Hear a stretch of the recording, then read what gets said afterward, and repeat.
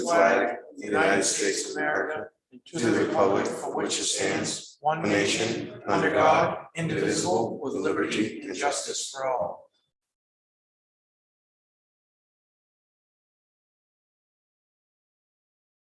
Thank you.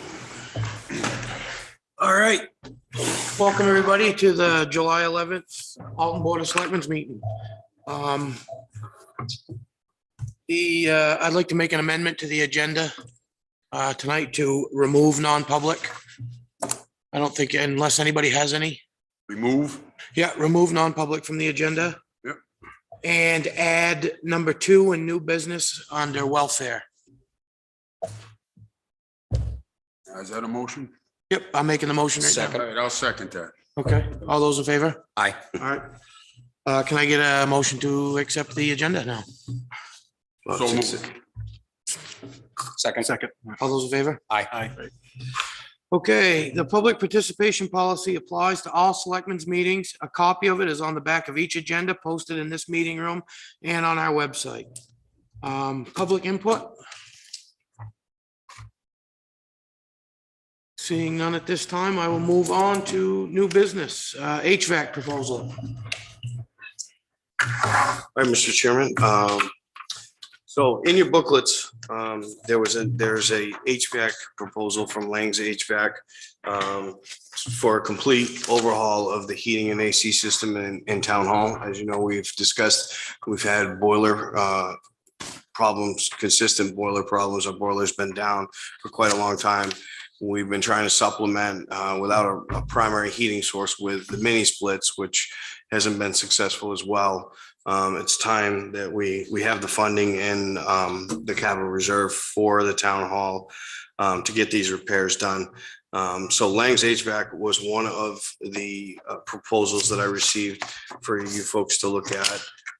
There's another one that came in earlier today from Key Heating and Cooling that's on the table.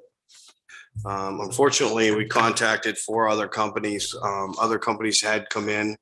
We're not able, for one reason or another, to submit a proposal. A couple of companies, the job was either it was a little large for them, or they just didn't have the time to get to it, because we need to, we're under the gun as far as getting something installed and up and running before we get into the cold weather, because our boiler is not functioning. And as you know, our boiler, we have the old steam system still, which is very antiquated at this point. So between the proposals that we actually have in front of us to look at, and again, as you know, dealing with an old building like this that's been sort of Frankensteined over the years with different systems, this wasn't something we could put a boilerplate RFP out for. We had to let companies come in, review the scope of the work, and come up with the best plan that they could to satisfy the BTUs that are required to heat and cool this area. So based on these proposals, Lang's HVAC came in with a complete proposal based on removal of the old system completely and an installation of a whole new central air system based on boilers and coils with air handlers. But the total price came in at $181,151.36. Key did put a different proposal together that still had duct air handlers. They were going to do sort of a hybrid system with some of the other mini splits. And there was removal of the old system involved and disposal of the boiler. And they came in at $236,375. This is 226, right? What's that? 226, 375. No, 236. Or did I miss the back? Oh, I'm sorry, 36. 36. 37. Yeah, okay. 75. There was mention in this, if I may, Mr. Chairman, Yeah, there was absolutely. mention in this about any asbestos removal not done by this company, as far as the first company that came through, Lang's, possibly not. Was there much asbestos There is none. left? there is none. There wasn't There- any. there He wasn't mentioned any. that he They- thought they- he saw some. No, he looked at, the only question that there was is there was some insulation over the old steam pipes. Yep. And they peeled open and it was fiberglass insulation. It was fiberglass, so it was not asbestos. Was not Because he asbestos. mentioned he wouldn't remove any if there was. Right, yeah, obviously that would have to be done by a permitted company Yep. to do that, but we didn't encounter with all the scoping that they did for the job. None of the companies came up with any Wouldn't be any asbestos. increase in monies incurred for that. This, I'm sorry, Paul. No, go ahead. This Key Heating Company, they, are they planning on using the old mini splits as well? Yeah, it looked like the proposal had a sort of a hybrid system with some of the mini splits, I believe, on the second floor. Well, that's what I was looking at. The way Looks like it. the conversation was that they were going to do duct air and the system through the basement and to support the first floor, but was looking more to continue with mini splits on the second floor. And Lang's they're gonna remove it all and put all new stuff in? Yeah, they're gonna put, their plan is to put air handlers in the attic.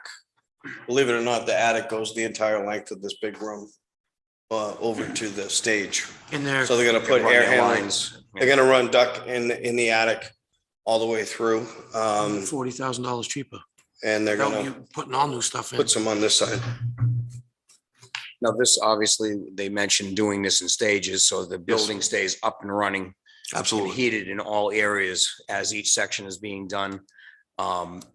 Looks like the whole process would be over a month. It's almost 2 months, Probably two and a half. 2.5 Yeah, that's months. what it is. I mean, They're gonna remove all the, all the cast iron radiators in all the Yeah, offices. they're gonna pull all those. They're gonna pull them all and carry them down. I think that's pretty good price. Just had a couple of Go questions. ahead, Bob. Yeah, we will need better access into the attic because Mhm. doesn't have enough room between what's that? Yeah. So the attic space that I referred to up top. Yeah. In the third floor where the stage area is, Yeah. there's a scuttle.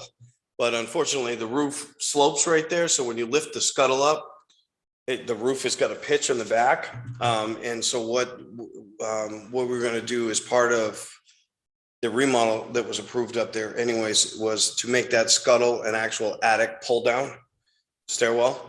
You know what I'm saying? So they'll elongate the scuttle and have a pull down so that they can actually carry the air handlers up in there. Okay, so that'll be taken care of by us. Yes, yeah. Okay. And how about the propane? As far as the tanks go? Yeah, Okay, so we looked at it. So right now, we currently have a buried 500-gallon tank out back. And that 500-gallon tank just services the generator because our boiler is off of oil. Yeah. So what we're gonna do is, I pulled the septic. The only question was where the leach field, the new leach field that's out back there, it's tight. So I pulled the plans with John and we looked at it and, there's plenty of space to pull the 5-gallon and replace it with a 1,000-gallon torpedo. So that we're gonna end up replacing that. That'll be something that'll be done between myself and highway. I think overall, it's gonna save money all around because we're doing away with oil as well, and propane hasn't shifted all that much. It needs to be done. It needs Yeah, to be it needs addressed. it. oh yeah, this Those are does, needs it. Now, the tanks will be, I'm sorry, may I? Yeah, no. and we also had, I apologize. in the backup, it mentioned electricians. I didn't see any money in the proposal for electrical work. No, the electrical work is separate, but when I talked to Greg Brooks Electric, who is the contractor that came in to do the mini splits, Yeah. he said they had to put a whole new power feed just to service those mini splits. And he said that that's more than enough to take care of the requirements for the new system here that's already plumbed. They're gonna have to redirect it to the boiler room because most of it went out to the side here where the condensers are, but he said there's plenty of wire in there for that service just to reuse it. So that's not That's not an issue. a big problem, right? And does Key, when did Key do they have a start date? Like how long are they out? Out for? He didn't give me an exact So it start didn't sound- date. reading through Yeah, he didn't give me an exact start date. He indicated that they could get it done before the winter. He didn't give me a specific start date. But Yeah, I just want, I trying to read through there quickly, find it, but I couldn't, so that's. yeah, he didn't give an exact date. I talked to the owner. He came out, they were very thorough. They came out twice to map it out. Like I said, it's definitely a complex scope of work because of all the other residual systems that are down there and that are The whole building. piped. Yeah, that's why I thought it was very important to strip things back and get to the original building before we invest this kind of money into a brand new system. And those current tanks that we have, they're pretty much full right now. Those will be pumped out and that oil will be saved for other buildings. Yeah, or we just get a credit. We hopefully get we could pump them and get a credit for this building unless we have I know we have other buildings that are still running off oil anyway, so we could utilize it So that we way. can be all pumped up, saved. But the part of this scope is also removing those oil tanks, which will I saw create a substantial amount of space for us downstairs as well. Well, it's something we have to get done. We do. We either do it now. Gotta get ready for winter. Well, we worry about the building freezing up over the winter. Yeah, we got a boiler down there and it's junk. Mhm. We need to And these get it aren't started. adequate to heat this building. No, I mean, it happened a few times last year that you had to heat with those and it's really not adequate. Right. Well, they're not made for that. No. Made for So- supplement system to go with it. Hate to take something out, see something taken out that was done not too long ago, but it's not what should have been really Right. installed in here in the first place. Absolutely right. Shoulda, woulda, coulda. And also part of this proposal too, just from aesthetics, because I know that there was a lot of heartburn with people, members of the community or whatnot, stacking all those condensers on the side of the building. Just because it's the first thing you see when you're coming down Main Street, and aesthetics to this building is very important. So this new proposal will eliminate all of that platform, everything, and the condensers for the new system, just the traditional square, platform mounted condensers will be on this back corner out here. So you won't see anything from the street side. Right. And we can remove the condenser out front by the front steps.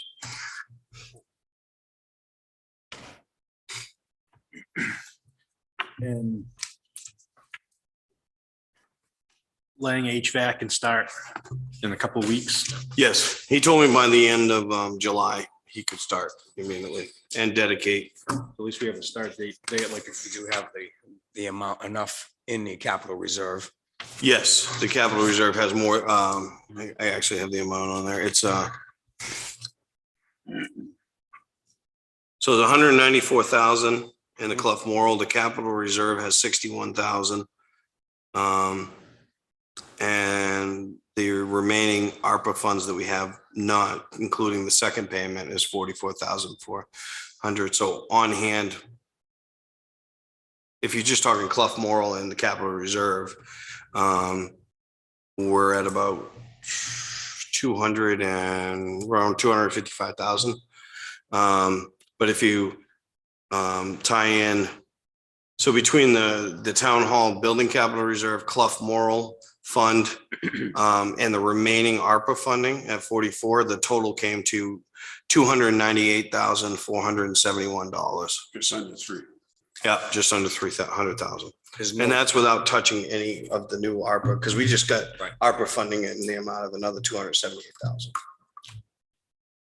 there's no issue with taking anything out of the Clough Moral Fund. No, I've already pulled the documentation on that. The Clough Moral Fund is just clear as to any improvements to the town hall. Yeah. It's clearly clearly an stated. improvement. Yep. Okay. And that's the one interest only, right? Interest only. So that $194,000 that's in there is only interest. It's just the principal's still all in there.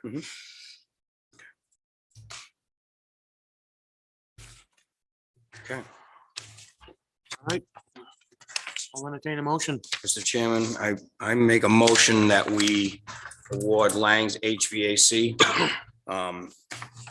heating company to remove and repair and replace heating system in town hall for the sum of $181,151.36 to be expended from the capital reserve fund I'll second that.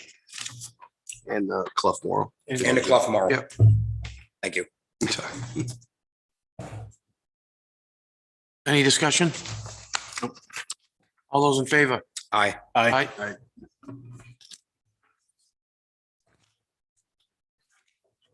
Number two, Mr. Larachelle, would you like to speak on that? Well, the only thing I just wanted to mention and bring up, the fact that fuel prices, how they're on an increase and rise. And our electric is going to be going up and doubling beginning of next month in the town. From what I am understanding, the food pantry is pretty low. I'm just concerned with this winter of the load that we may have in welfare department and what kind of assistance that we may have to help. If there's any way of preparing, I don't know if we can prepare for it. I just have a gut feeling that we're gonna have a lot of people coming in. Yeah, And I I'm think, just wondering if there's anything that we can prepare for. I think that's something we'll have to make an adjustment in the budget, I think, when that Mhm. comes forward, because I think there's gonna be, as much as I hate to say it, I think we got a lot of departments that aren't gonna be able to keep budgets flatlined and carried out like that this year because of inflation of everything. Normally what we do is monitor the welfare budget and we can overexpend it if we can't add money to it. We can Right. overexpend it. No. And of course, we have to bite the bullet somewhere else. But it's something we'll have to monitor and time will tell. Yeah, It's just, Paul's right, though. I think we should prepare for it instead of, I mean, that we can move that line up a little bit come budget season instead of overexpending it a lot. And if we don't spend it, it goes back to the general fund Right, anyway. right. So we're not wasting the money. But it's there. It's kind of, that's one of those things where it's kind of better to have and not need than to need and not have. Well, in the past, we've always done pretty well with the welfare. Yeah. yes, we have. So, but this year We could just be a don't know. little different. It's gonna be a little different this year and I'm just a little concerned with it. And there's other assistance for other people. Yeah. Yes, there is. too. This is the first time in 10 years that I haven't been able to lock my oil in. Yeah, They said, nope, we're not doing it. they No, can't. they can't. Yeah, right. They have no way of knowing. So a little, just so you know, for a little bit of preparation with that. So with the East Alton Fire Station, we get $10,000 a year from them for Mhm. welfare. That's above and beyond Okay. what we're budgeting for. So that's some fallback Yep. for us in the welfare department. There's also some money available through the Hvac fund. There are restrictions on that, though, age restrictions. It's more directed towards seniors, trying to stay in their homes and helping them. But more than half of welfare sometimes is when it comes to heating assistance stuff for people on fixed income. So, Right, exactly. so those services are available and can be, assessed through the application process. So, Right, and that won't change. no. All right, well, thank you. I just wanted to discuss it with the rest of you and maybe in the back of our minds. Cause I don't think this winter's gonna be good. Yeah, we might keep our eye on it a little. Yeah. closer. Yeah. All right, moving on to old business, waste management, contractual increase. Mr. Simons.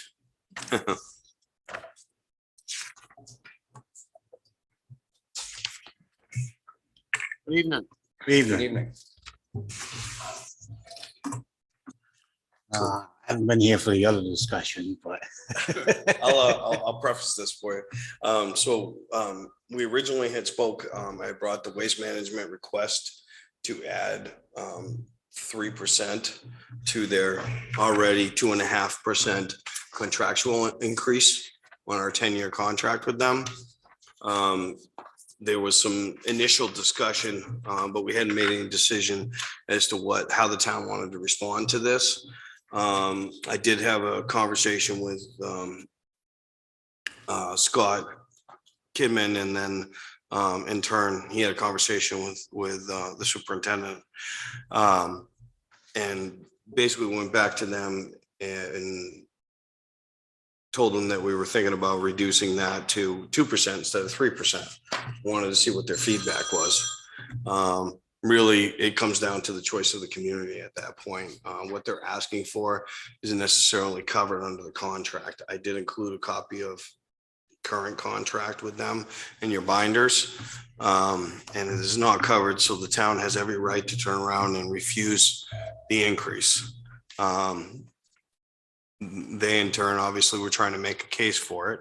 Then there was some conversations about having a truck of our own. So I wanted to bring this back in front of the board, have Scott here to discuss it as well. So right now, the way we had left it with them is that we were leaning towards a 2% increase and not the 3% that was requested, because quite frankly, we all felt that that 3% was a little excessive over the 2.5. So wanted to see what the board's thoughts were on it. Any discussions with Scott?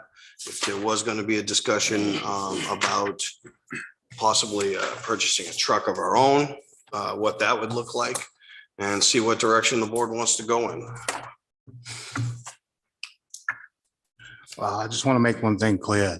They're asking for more money, but you don't have to. But he said some town has, some hasn't, but looked into the truck. I don't know if we got the breakdown. Did you give this? Me and Scott. Or are these all the same page? Oh, okay. I was holding all the copies. Sorry. I thought this was one packet.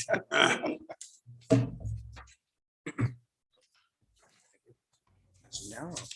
I'll go.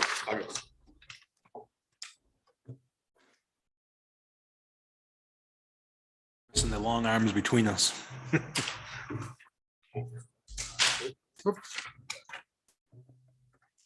Something Scott and I talked about before this come up, and since this come up, we talked about it some more. Come up with some numbers. I don't know if this is something you want to think about in the future, or what we want to do. To date, we spent $38,153 in transportation so far. 38,000. 38,000. Yep, Two, to date. how many months? That's January, February, March. And I'm just on my busy season too. Yeah, so the half a year that you just did is, this half a year is gonna be more. Yeah. Yeah, So you're close to $100,000 a year in yeah. dump fees.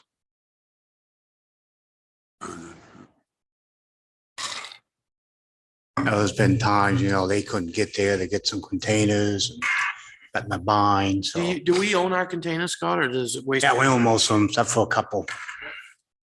Well, the other good thing about having a truck and owning your own containers is nobody's got you at that point. You can go wherever you want to go if you need to go there.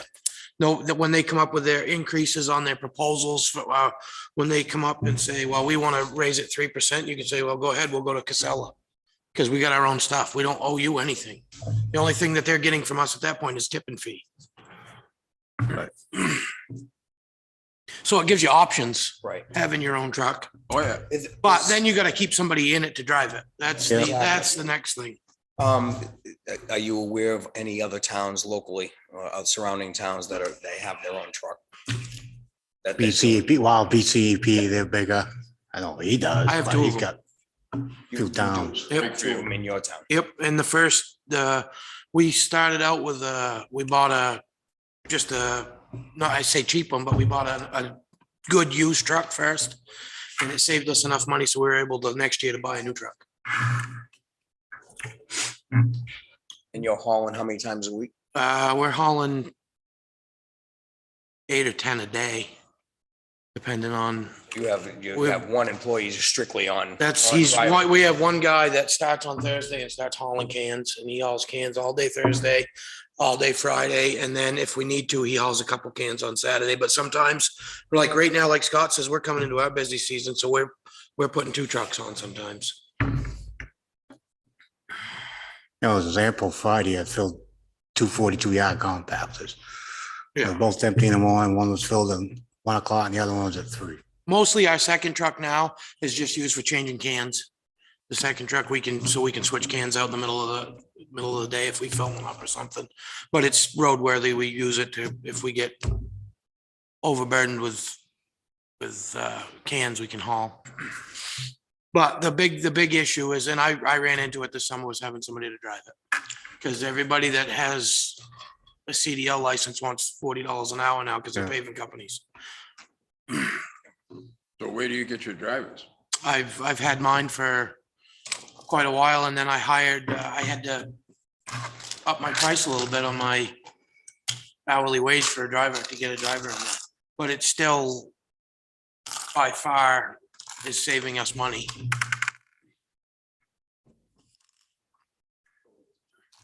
Would we be hiring a driver just for that job? Yep. That's the way I understand it, yeah. I think you would almost have to, because you would have Do we to. utilize them in something else? Yeah, there wouldn't be right now, based upon the number of pulls that he actually has, which is on an average right now of about, well, 9, but then it Nine a spikes week. up in the summertime, but Yeah. we looked at the average of nine trips down. Then there's other time that could be afforded to the facility. Like this week I And got or 12. something else. And what's your haul fee right now, Scott? What's that? What's your haul fee right now? Single haul is 231.54. Double haul is 204.61. You did say that we own most of our containers now? Yep. The only ones we don't own was the ones that are green. That was to do with the wood recycling. So we need to buy some more containers. I'll probably buy 3 more anyway. In the future. That's if we haul our own. Yeah, you want to buy. That's what I'm referring to. If we decided to go that route, we'd need more of those and then look for a truck and hire a driver. So if we went to, what are you looking for up front in money? To change over, for us to start doing it, you're gonna have to buy a vehicle. Right. You're gonna be $300,000 into it before you, with buying a truck and hiring somebody with benefits and insurance and all that stuff. So you're talking a used truck or a new truck? That's what I was just gonna That's ask. completely up to Option. them. Have you- Yeah, that's an option. Have you looked into any vehicles at all, any cost on anything? Oh, yeah, I looked online a little bit, just curiosity for used stuff. Is there anything out there? It ain't really good, probably 50, 100,000. And it's like a gap and then it's new stuff. See, that's the thing. We got lucky when I found ours. We paid 18.5 for ours, and we ran it, and it was a great truck. But It if we came out of found a cranberry bog somewhere. It never even been something on for the around road. 100 to get by a couple of years. Right. Mhm. And then you'll find out whether you spend the 50,000 or whatever to buy the truck and you see if it works, and you're not into it for $300,000. But I got a pretty good feeling that And if then we've got somebody that can drive it, and Right. with you might have somebody, Scott might say, hey, geez, so-and-so we don't really have a spot for, or we're not using him right now. He can go up and haul cans for the day, and just see if it works before we hire somebody. Do you think, is that something that could be made work? Yeah, we probably could figure See how that that out. works I out. mean, Just to see if it's gonna Time to get work before you everything else. spend the money to hire somebody. staffed up. Certainly we could, explore that. I like the idea of actually buying a used, Yes. decent used one. Every once in a while you see them, Scott and I were talking about it today. You see some that are being auctioned, North Country Auction there, they go in, there'll be a disposal company that's going out of business or something happened, family wise or whatever, and they liquidate in their equipment. And sometimes you can find some halfway decent stuff there. But once again, as you know, with auctions, you got to be ready and have the ability to go in and bid on stuff and or, purchase something. But if we could find something that was in that, 100 to 120 maybe or less, and if you get it and do what Brock did, and we can run it for a few years and see how it's working, See if and it's, then either take that truck and trade it towards a new one, and or you might say, well, maybe it's better to keep that as a yard truck and have a backup. Waste management, I talked to the fellow from Waste Management. He said, they have no problem with us doing that type of stuff with the contract. they said they would still be willing to put in there what their rates would be, so that, and they would back us up. So if something happened and we broke down, we had somebody. They do that with us. If we have an emergency or something, we call them, but They'll I do will their tell you, best. I will tell you, they come when they want to. When They they don't want come to. when you call them. Understandably, they get service. Available. Right, and When they, they're and they're, available. yeah, exactly. You're no longer on their list. Right, they're not on priority because they haven't said, hey, listen, we're always gonna be there for you and take care of you. I always had, you know, and I think Scott has, we've always had good luck with them. Yeah. Servicing us. I think they've been pretty good as far as coming here. I know I had Waste Management in Bolton Borough, and they were always very good to us as far as servicing it, but we were in the same boat. We were at that point where we were thinking about doing the same thing that way. And I'm not sure where they're at now, but there is several towns, town of Milton there. Milton really, really They utilizes it. haul all their stuff with that as well. I think when I figured it out here, as far as the time, I think I was figuring that, you know, pretty much would afford, based on what we have for cans now, you would have like one full day that maybe you'd be able to use a guy doing something else. So it may be that situation like Brock said, where we could take somebody from highway, you know, to be able to If do we that. need Right to. now, the big crunch time for us in highway is the winter time. Right. For plowing and that kind of stuff. It's also the quiet time for up there, so might be able to Work that out. work Right, that out in doing that. Yeah. So, So first thing would be then to look around, get some pricing on some used trucks. Yep. And get some pricing on a few new containers. If I may, just to clarify this and get a direction going forward, because right now we have to make a decision on what we're going to do with waste management moving forward. So just so I'm understanding this, when you were talking, if we decide to go in this direction with the truck move, they'll allow us to do this under our current 10-year contract, because we're still under contract with them regardless of what we decide to do. Right. So we will do that. So if we were to say, if the consensus of the board was in favor of pursuing possibly a used truck, getting this moving and setting this up, would we be able to forgo with the increase on the contract, let Waste Management know that we're going in this direction with them as a backup, and then start pursuing that in that direction? Because the next question would be, out of what monies would you be looking to pull for a used truck right now? If we were planning on going in this direction now before next budgetary season. He's only got one fund. The recycling, the CR? Spending some money out of it. I think this is something we should look at as a board for next year's budget process. Okay, okay. And that's what I'm trying to get at, is which direction Yes. where we're gonna go. Yeah, no, with I think that's where he's going with fair this. assumption, fair. it. Okay, And then if Scott even wants to entertain it, you know what I mean? He's gonna be the one that's responsible for it, so he might say, I don't want to do that. So Right. Yeah, I it's mean, just an idea that can be I mean, put on some the table. money wise, CIP, some from there maybe. the only thing Just gotta- I would say that if, because it's kind of hit or miss, roll of the dice when you're looking for a used truck like that, is that if you continue to look until through this budgetary process, if we do happen to stumble upon something that really is worth looking at hard, then we can come back to the board. And that's sort of why I raised the question of monies in the capital reserves or something at that point in time. I mean, if it's close enough to the end of the year and we know that maybe we have a surplus in a certain area, we might be able to do it through surplus monies. But I just wouldn't want to pinhole you into 1 month or 1 week or 2 weeks trying to find a used truck. It'd be nice to be able to look over the next 4 or 5 months through the budget process, so. yeah, and what had been explained to me when I talked to Mr. La Rochelle.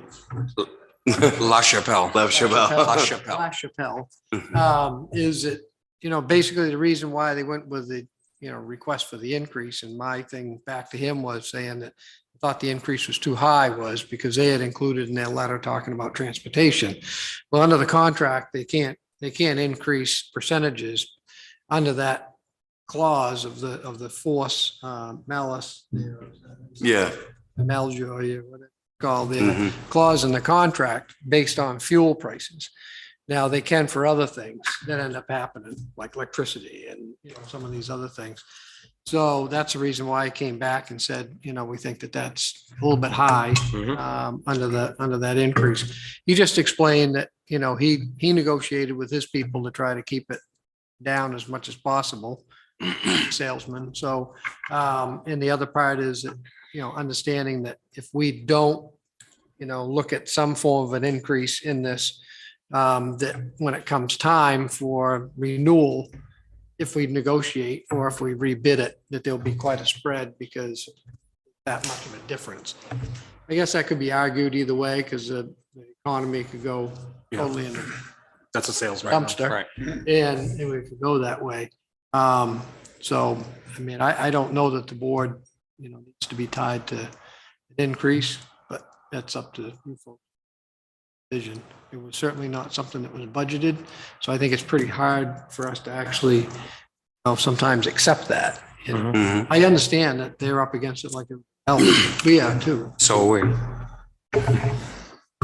Actually, we don't have to give them any kind of an increase. Nope. that's what I was just gonna say. We don't have to do anything, right? Right. Nope. Yep. We don't have to. All right, now, tipping fee for MSW is 77.54, demo is 84, and recycled wood is 80. That's what I'm paying for tipping fee right now. And it goes up 2.5% every year. And that's 4, I believe it is. And I mean, they got you there because you have to dump your trash. There's not, No. that's not something you can just say, nah, I'm not doing that. But where do you draw the line? You know what I mean? That's why I like it the way we got it set up, because if they go up on their tipping fees higher than we like, you can shop around, and believe me, there's plenty of people that'll take your trash. And Belmont's a lot closer than Rochester. Oh, Belmont taking any more yet? I think they will. Shut it down in January. Something anymore out of town. I don't know if they open back up. I think they got a new place going up in somewhere up north. They got a new place coming together. So, and I don't know that for sure, but Right. there's other places that'll take so you're not, your hands aren't tied to Waste Management is what it does. But they've been good. They were good to us. It just, we saved a bunch of money by not using their transportation. That's where it gets compounded. And it's higher than the 72 and the 84 Yeah. when you're talking about $231. And you go ahead and, now you're going to be looking at 4.5%. That gets affected. It's not just a tipping fee, it's a transportation fee, which really goes up considerably. So that's the other piece of it. And it might be something to say, hey, listen, we're not going to go with an increase, but we're going to be pursuing, looking at our own vehicle, maybe that. That's what I was kind of leaning towards, based on the conversation, is if we're gonna seriously look at this, not necessarily commit to it, but look at this for the new budgetary season, then maybe we forgo the increase with the, like you said, like Scott said, with the conversation that we're looking to branch out and do our own transportation. Well, Seems that, just logical. by saying that to them, that might change their tune on the increase too, by saying, well, we're looking at Other avenues. other avenues of transportation. They might say, well, you know what, we'll waive the fee. Because either way, they're gonna lose money if you buy a truck. That's, and they may adjust their.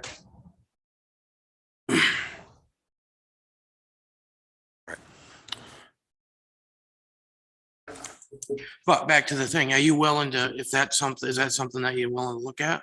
What's that? Having your own truck? Because there's no sense in going through it if it's not something that you want to do. And you're the one that has to do it, so Something you think, Yeah. something that you think is gonna benefit you. is it feasible to you? I believe it'll benefit. I mean, I looked at this quite a while ago. probably 8 years ago. It wasn't really feasible just for me, but now it is. Yeah, so I say we look at it and Yeah, forgo I- the, So for now, you just need a consensus. Do you need a vote on that or a general consensus to price out?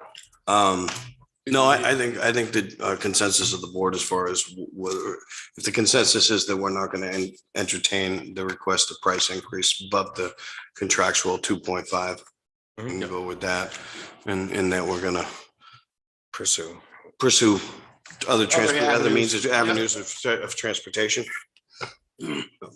So you want to, go ahead. You gonna have that conversation with Waste Management, or is that something you want me to do? We can work that out. Okay, I we'll mean, talk about it. we can strategize. Okay, that. that's fine. Yeah, they figured they would be coming back to us. So the term of this contract's for 7 years. I'm just looking at this. And so it was 2025 that the whole contract's up anyways.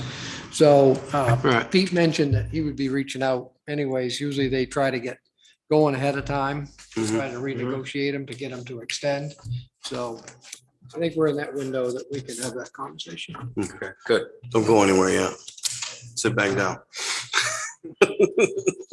You're all set, All right, Scott. thank you, Scott. Thanks, Scott.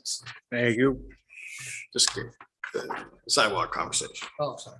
Sidewalks at Busy Corner. Oh, yeah. Hey, so Scott and I had the pleasure of having a meeting with DOT over all of the rapid flashing beacon crosswalk signs that we had purchased.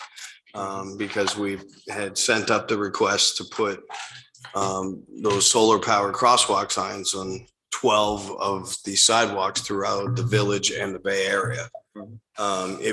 It became a lot more difficult than anticipated. Just strategizing locations, the process that DOT wanted us to go through, and what the feedback was. They ended up presenting us with an entire spreadsheet assessing every location, what improvements may need to be made, curbings. Some were more elaborate than others. Some was just the reduction in parking spaces on either side of the crosswalks. Because technically you're not supposed to have any parking within 20 feet on either side of the crosswalk, which is a safety standard that we need to line off for some of these crosswalks as well. During that conversation, we went through and we strategized. So we are going to be moving forward with this. We got a good bulk of the crosswalks, so they will start going in this year, which we were nervous that wasn't going to happen. So we are going to make a big push for this. But one of the big questions that came up was Busy Corners crosswalk, the diagonal crosswalk that goes from the store to JP China. There's multiple issues with that. DOT would like to see us remove that crosswalk altogether. Can't say that Scott and I disagreed with that. We didn't. The reason why that we have multiple compounded issues with that is the way that the store protrudes out on that corner. Just talking about the inside corner, we've already had quite a few tractor trailer strikes on the roof of the building. So you can imagine if we had a rapid flashing crosswalk sign right there, even if we could get the proper visibility on either side of the corner, Wouldn't last. it's gonna get wiped out Taken out. at least once a week. But then the other issue you have is that crosswalk dead ends into a grass berm on JP China's side. There is no ADA landing. We'd have to construct a flat landing there. And if you remember or recall the pitch coming down that grass berm from Rand, you're not gonna get a level ADA pad right there. So regardless, we're not going to be able to make the improvements necessary to utilize that crosswalk and make it conform, because ultimately the standard that the state is pushing is that if we're going to improve these crosswalks, that we have a plan to improve them all, not just 12. Well, 12 is the good, almost all of them. There's just a few that weren't included in that 12. But they want to see us with a long-term plan to eventually equip all of the crosswalks with the same safety devices. And again, that comes down to liability too, that if somebody gets whacked on a crosswalk that doesn't have any signage or, the question is why did you improve all the other ones and left this one?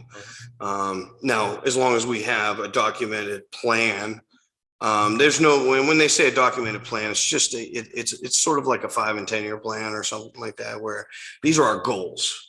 It's not necessarily we've allocated funding for every single one of them, but this is what the town intends to do. Move forward. This is what we're moving forward towards. But with that said, their proposal is to get rid of busy corner crosswalk altogether.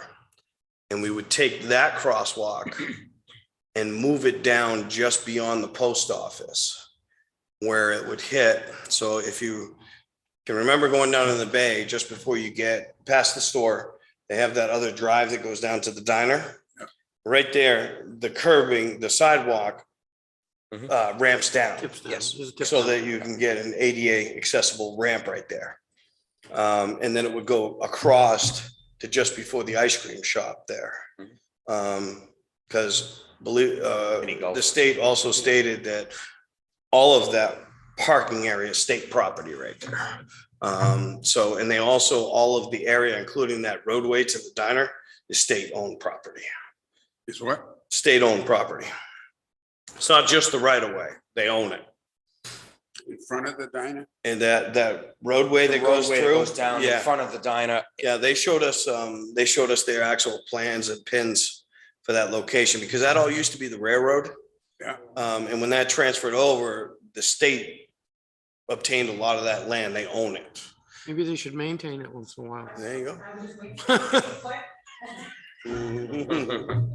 So. It would be nice. So the theory with that is if we push the crosswalk down to that location and we set it up, their proposal, their thought was to block off the access to that road as well.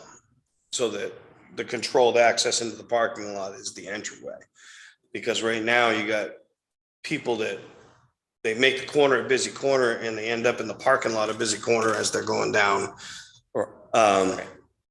So you end up with cars going parallel down to the sidewalk. So if there's a crosswalk with an ADA ramp right there, they want to close off access so you can't. Just after the You can't driveway to enter. Can't from- enter from the top side. You have to come around like. How does you're that supposed to. affect that little shop? It wouldn't affect them because they would still have access through the parking lot right there. And actually it would increase their parking. Increase their parking, but they would only be able to come in. They'd already Come in only from be the able to other come way. in and out through that access Second. point. Yeah, through the But second. you Now exit. would be need the a first through- entrance. You wouldn't need, no, it's all right, you wouldn't need a throughway after that. They'd be able to park both sides up there instead of. Yep. Right. So Yeah, then so it would that's increase gonna- That's gonna increase the traffic problem What at traffic? the intersection.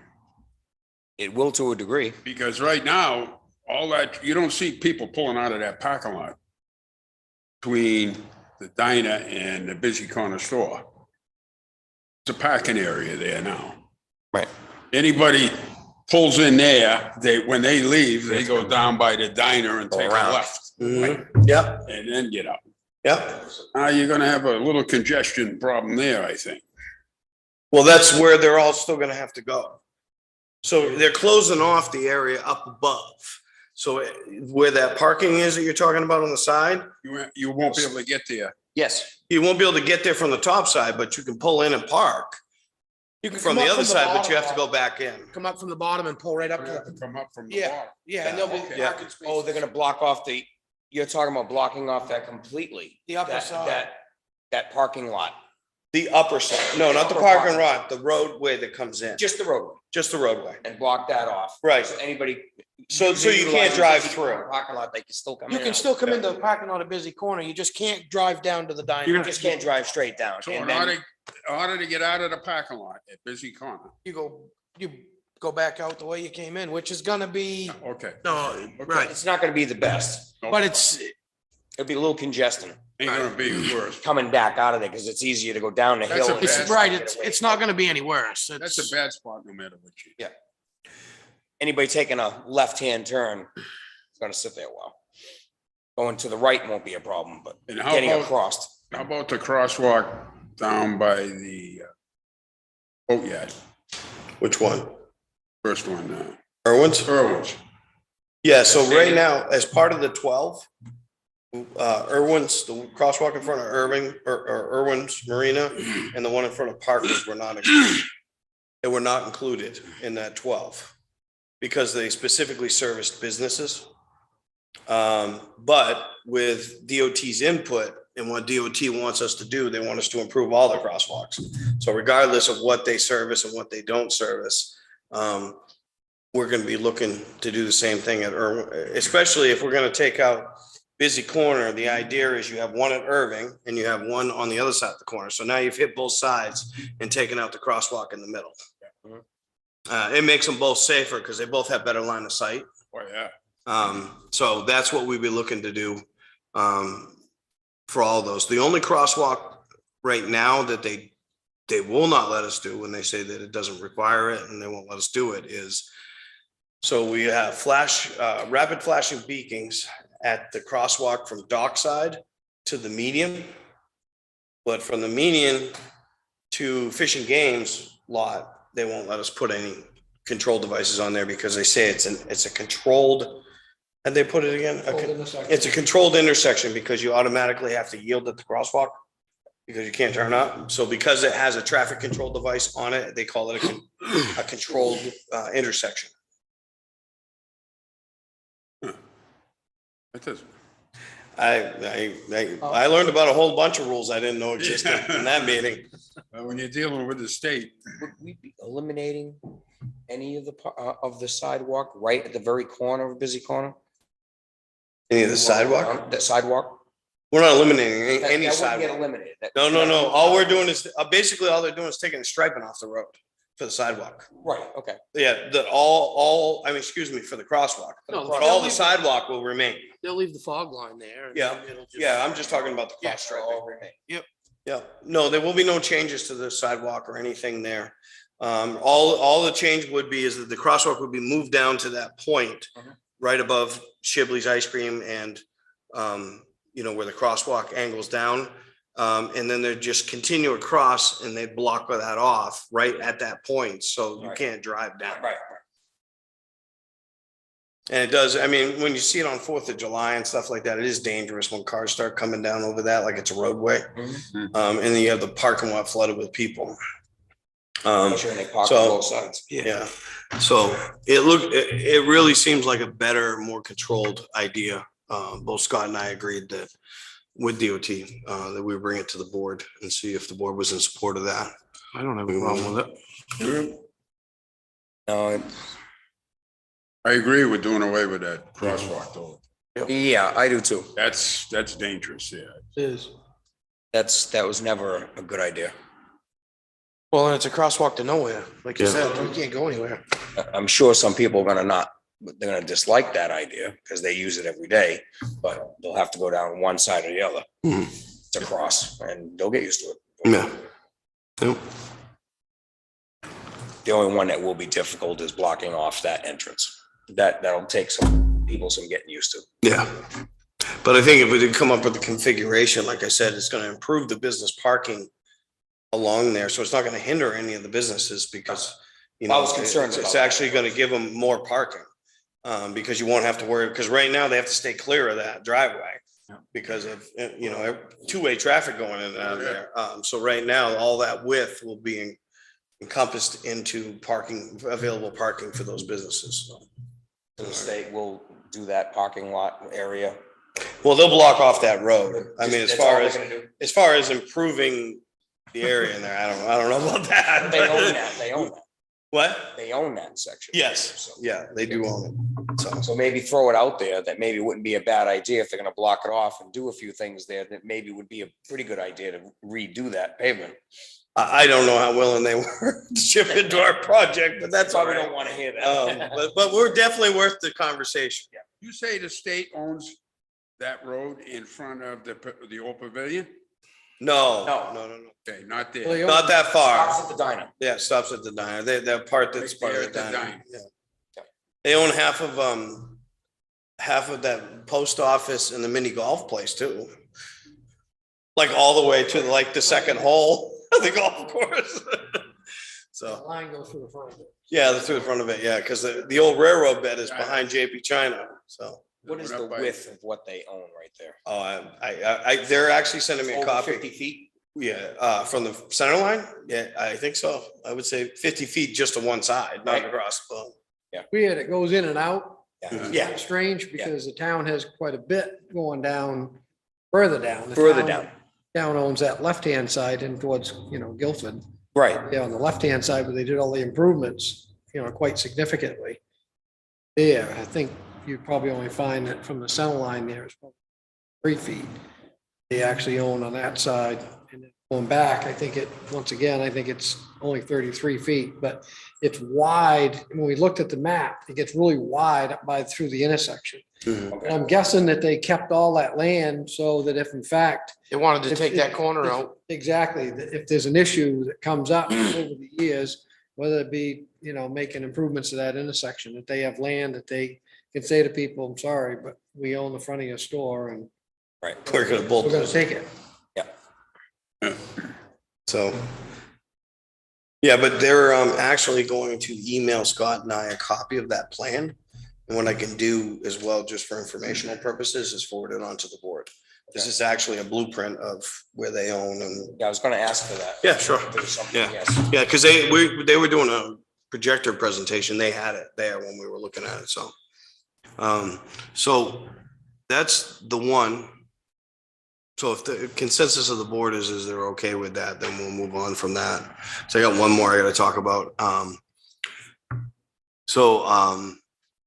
The only other crosswalk where there was a concern about moving and merging crosswalks is 28A side. So not dock side and not there. They're talking about the two crosswalks where the public restrooms are that go to the beach. Mhm.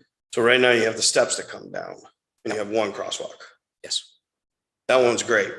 The next one is about 30 feet from that corner. Walking across and people have to run. It's almost like playing leapfrog, trying to get across 28A by that corner. So the concern is that crosswalk, I don't know how the second one came about, because for years it was only one crosswalk there. So their recommendation is that we merge those two crosswalks right at, so you have the stairwell that comes down. I want to move that crosswalk up to where the parking lot ends. Mhm. It's only about maybe another 20 feet up from the steps. That's about right. And then they want to eliminate the other one and move the one from the stairs, eliminate the one that's up close to the curve. Mhm.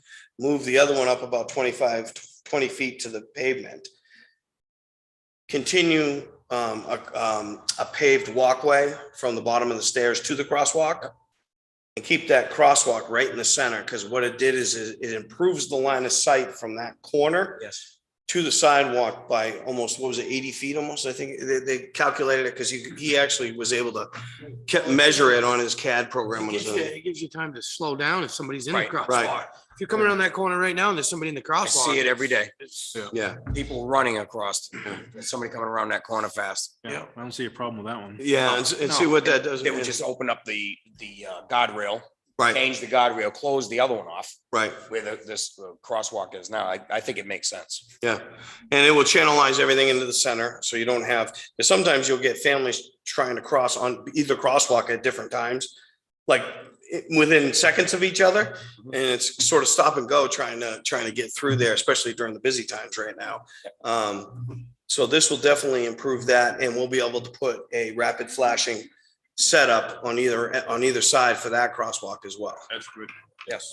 So, all right, well, if everybody's good with that, then we'll move with that too. Yep, I'm good. Yeah, that's fine. All right, I think it's a good idea. wonderful.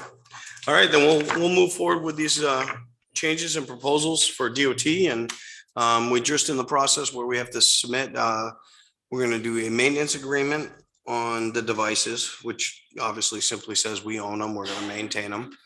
And then the other portion of it is just a quick layout, like I said, about our future intentions, that we're going to try to improve our crosswalks with control features like rapid flashing crosswalk signs. And You know, we will also work towards making any other improvements when it comes to eliminating parking 20 feet on either side, which we should be doing that with our striping anyways. And there was a couple other ones that they wanted us to delineate with some curbing, right?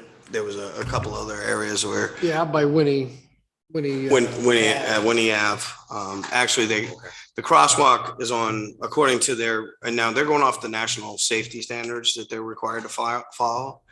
And the crosswalk on Winnie Ave is on the wrong side of the intersection. Because cars can come out of there and bear right into the crosswalk. And when they're bearing right, when you come out and you're gonna bear right, you're always looking left and then you turn right and the crosswalk's right there. So technically, they found through their studies and whatnot, that the crosswalk on intersections like that should be on the opposite side. So technically, they wanted us to move it to the opposite side. Of course, there's already curbing and ADA requirements in there, so the next best thing was to keep the same location on that side, but buffer it with an island and some green space, because there's parking right up to it.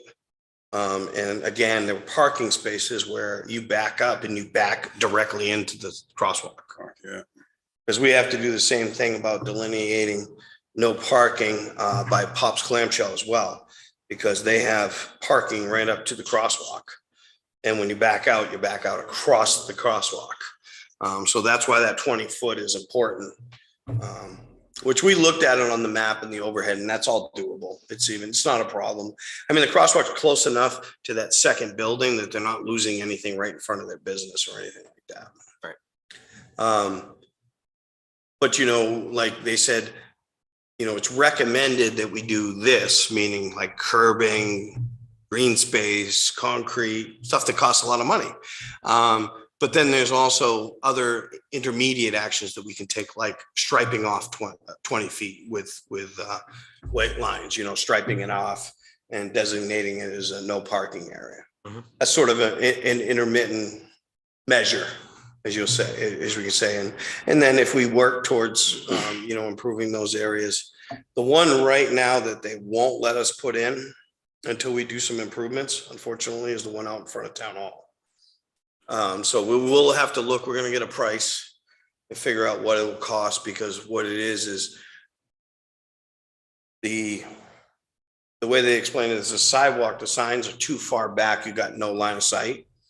If there's a car parked at the very first parking spot along in front of Maxfield, the crosswalk doesn't protrude out enough that the sign would be obstructed. They actually drew it out on their little street view sign thing on the presentation, and you couldn't even see the sign from 40 feet away, let alone 200 feet, because they're looking for 150 feet of sight vis at minimum, if not 200. So what they want us to do is extend the crosswalk out, the ADA ramps out, so that we can get the signs further out into driver view. So that will take a little bit of work. It's not extreme though. I mean, it's not crazy money. It's just, you know, a matter of putting the manpower together and doing the work. But we'll have to get that one, we'll actually have to get a plan together and get the board to a little bit improve it. So that will just be one that's going to take us a little bit longer. And like I said, we'll bring plans back for you guys to approve. All right. Thank you, Scott. Thank you very much. Thank you. Well, you might as well stay up for the next one too. Mill Pond, Merry Meeting River 319 grant application. Right, this is, so this grant is in reference to, the issue that we have with the Mill Pond contamination with the runoff coming down off of 140. It settles down in that area where the corner of the parking area across from the central fire station, right there.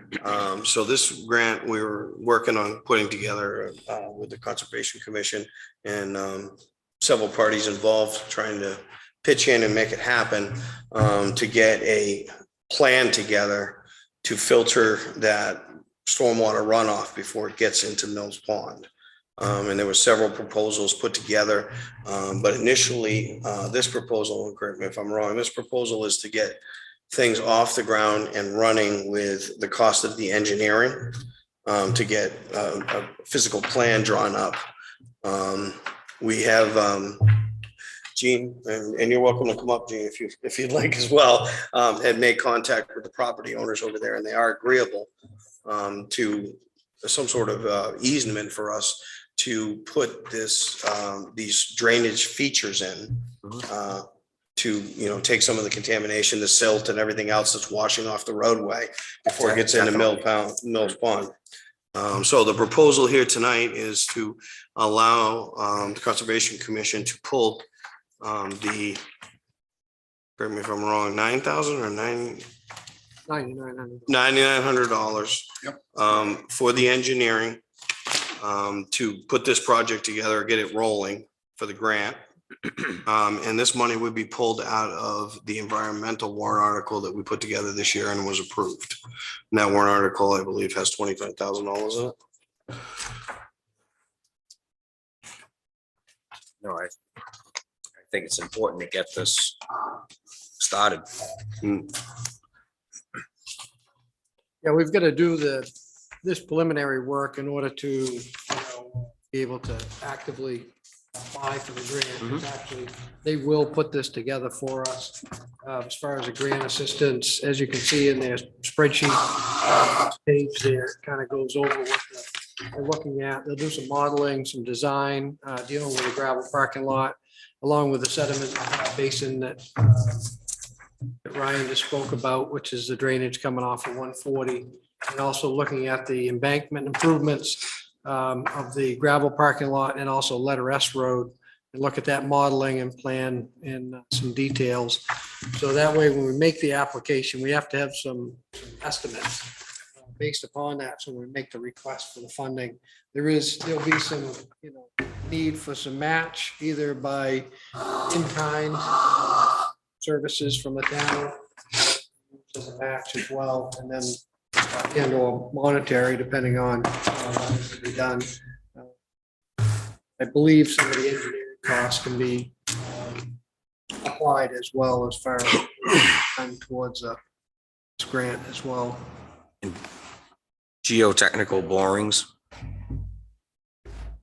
Yeah, they have in there to kind of get some idea as to, what we'll end up having to in there, but they've got that information, I believe, as well. Drainage Meetings with DOT as well. DOT has a large portion of ownership in that parking lot area across from the firehouse based upon their right of way.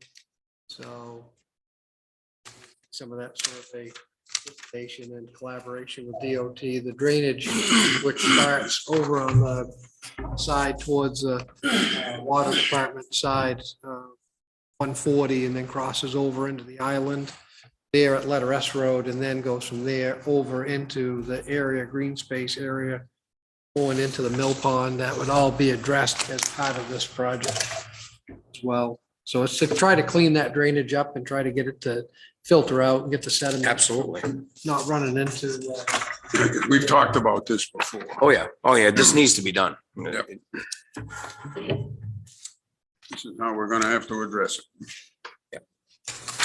And Gene went into quite a bit of detail, along with Fred Quimby's been helping us from New Durham as well. And I know Gene and Fred have collaborated quite a bit, on the whole process and, the area to try to work on. As Ryan mentioned, Gene's been very much instrumental in property owners there, at the intersection there.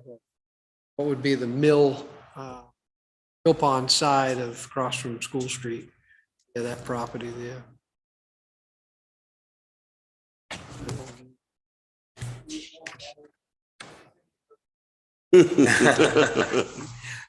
And the grant application is 9,900 is what That's what the engineering, that's what we pay the engineer to put all this to put all the information information together. The together. grant itself will make a determination based upon what the cost is going to be for the project and how much we want to try to tackle in year one, based upon those estimates that they'll pull together some estimates, and then we'll make application to the state And, based on the project, the award amount could be varied, but we have to make sure that we can support the in-kind piece of it, either through the budget or the warrant article, monies that are actually already there. Likely, my experience has been this application goes in September. I think it's mid-September. And then it takes almost a year for it to come full circle before funds are released from the state. So it kind of has to go through that process. So it would allow we would have information going into the budget season as to whether or not there needed to be additional funds allocated or added to that capital reserve fund that was established in this past year at town meeting. So if there needed to be some financial support for engineering, things that we couldn't take care of in-house, our construction process. Out of it. Right.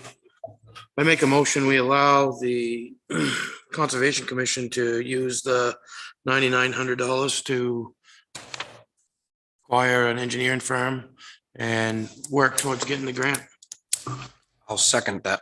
Funded by the warrant article. funded by the warrant article. Tie-in bond is the Yeah, engineers. Teagan Bond. Teagan bond. Yep. Second it. Any, all in favor? Aye. Aye. Thank you. Thank you. We'll just All take right. Selectmen's reports, Mr. Holt, No, also, Mr. Morse, Mr. LaRochelle. Yes. On July 6th, the Master Plan Committee had their meeting with the Town of Alton Planning Board. Unfortunately, the whole board wasn't there. There were 3 members of the board. We went over the preliminary of the chapter action plan updates for Chapter 5 land use. And what's going to happen is there will be another meeting planned for the Master Plan Committee and the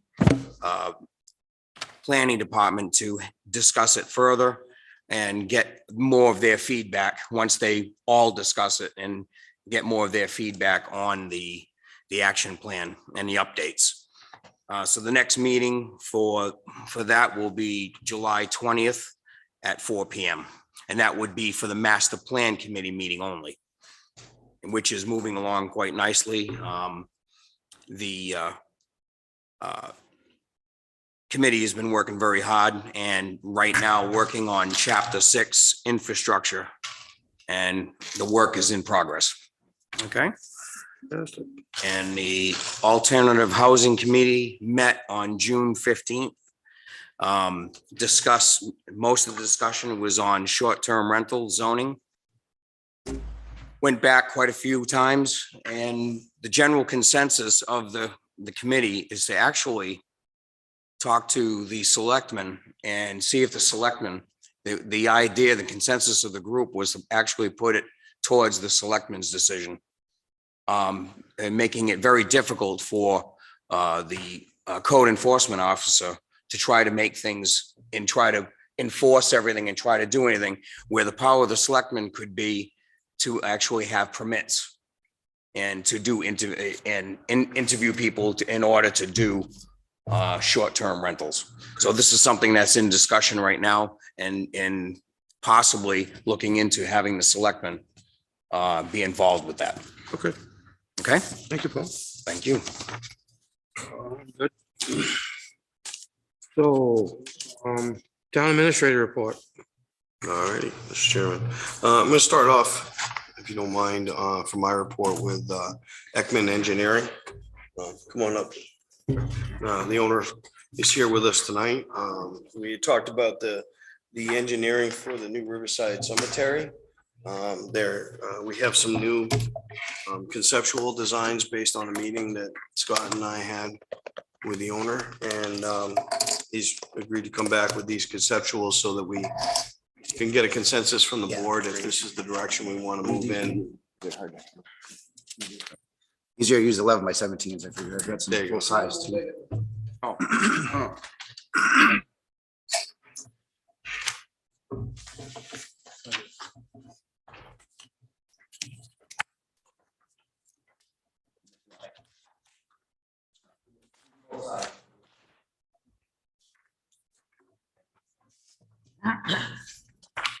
Things are coming together very well here. We've got a target of the middle of August to have them finalized. There's a few decisions that we have to make, I mean, with the town's input and I won't get into all the details, but the subsurface work is done. Some of the soil testing is done for the final drainage. Yeah, if you're ready to say. Yep, I'll go ahead. Yeah, if you want to open up to the first page, it's page 1 of 9. So what we did is we expanded our survey a little bit to cover the existing cemetery and across the road for the DOT drainage in good shape. We kind of needed that so we've done that. And really, I'm going to focus on just a couple things. So the first step, you see how your existing cemetery is laid out with the roads and the way the monuments are set up. So what you have is like a double, you go up the road and if you look, you see 2 tiers of grave sites. So you can see the first one, there's one behind, and they have like a kind of a green space in the middle. So that's the existing layout. So basically, just to make it real simple, when we move on here, I did two options where we kept that same alignment and just continued it across. And one of them removes the columbarium and relocates it. The other one keeps the columbarium. And the second thing I did, and my mom died in 2009, and I've seen a lot of cemeteries, but they laid it out a little different. And I'm not sure if it's access. I don't know why it's done this way because it wastes a little bit of green space in the middle. So the other option is that you basically, like from the road, you would face the tombstone and they just go in a row. And I'll show you more when we get to the concept. So there's a different alignment that gets a few more plots or grave sites if you're interested. I thought it was important to look at. And again, I did 2 options with that one as well. Either removing the columbarium, relocating it so we can get a few more or not. And so if we move on, now I assume that you might go forward with the consistent layout like you have already. So sheet 2, if you move to sheet 2, that is just kind of an extension of your existing layout. And I made the assumption that you might move the columbarium with that one. So that gets you 794, grave sites. And yeah, you can see we moved the columbarium up near the office there. I think if there's anything else here. But that's the one I think you might go forward, but I don't want to lead you that way. I just wanted to show that one with a little more detail. And the drainage, I've got the drainage done. That doesn't matter what you decide on the surface, how you want to orient things. And if you want to move the columbarium or not, that part's behind us kind of, except for the state, which I have to do a final meeting, but we've reduced the flows. If you move on to sheet 3, now the landscaping was a question. All we did is just get rid of the internal landscaping and did some perimeter, which is optional too. It's up to the town. We greatly reduced it over the original concept we had shown. And again, this is more detail on the one that I think you might go with, but it's up to you. And like I said, I don't really have a dog in the fight. It's your town. So however you want it, you want it. So this was just to address the too much landscaping on the last one. We still have wildflowers in the slope. And then, like I said, things are planted where they can be planted, well away from the mode, where the grave sites are. The next one really isn't that important, sheet 4. That's, for me, it's important, but it's just the drainage. It's just how we got the drainage to work. We are tight. We're up against the square footage for an AOT permit. And we do need an EPA NOI. I'll do an erosion control package for you. So you have that. That's just, you get it automatically by sending it in when you're over an acre. It is tight. And like I said, I'm keeping my footprint well within it. And there's kind of a gray area there too. Years ago, I had an AOT. I did a ball field. They changed the grades 5 feet and they didn't require a permit. AOT wrote a letter saying it wasn't necessary. So I know things have shifted around out there, but I think you're okay. It's more to do with the drainage and stuff, as long as that's under that footprint. So. Okay, so then what I've got here is I called this concept A1 on sheet 5. And again, I'm trying to kind of dial it into basically 2 decisions, whether we remove the columbarium or not, and the orientation of the grave sites. So this option, I left the columbarium in place. it kind of, the existing road kind of goes up a hill behind the columbarium. There's some retaining walls. So I got this to work grading wise. And it gets you 749 plots. It's the same pattern as your existing cemetery, just extended. The blue is the new. And that kind of the gray there is the existing. Everything's symmetrical. And again, this is the concept where you leave that little green strip between. I wasn't sure if that was for irrigation or utilities or that's how your existing one is set up. So you can access to dig full graves, because it allows you access. A little better. Yeah. Vehicle being a Okay. mini excavator. Yeah, I was wondering about that. So Yeah. they're basically pathways in order to. Yeah. Yeah, the one up in Bradford, Vermont, where I grew up, just has 2 roads in a giant area. I don't know how they get them in there, but they do. They do. I mean, because people don't, you have to get back to it. Like my father's still alive, 80 something.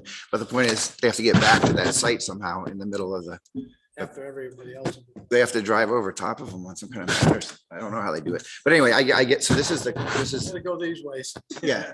Yeah. Well, anyway, so this is the 749 on this option without moving it. If you flip the page again, this is just a zoom in. This is the 794 on page 6. So you get a few more if you move the columbarium. I think it probably would work a little better in the long term. As far as the columbarium, we showed porous pavers.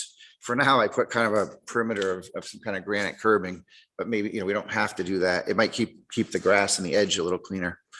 That's how I did that. And then again, if we switch the page, there's again, this is the one I think you might go with. So I went ahead and did the grading, you see it a little cleaner on sheet 7. Again, 794. Yep. And then as far as that other option, if you flip to page 8,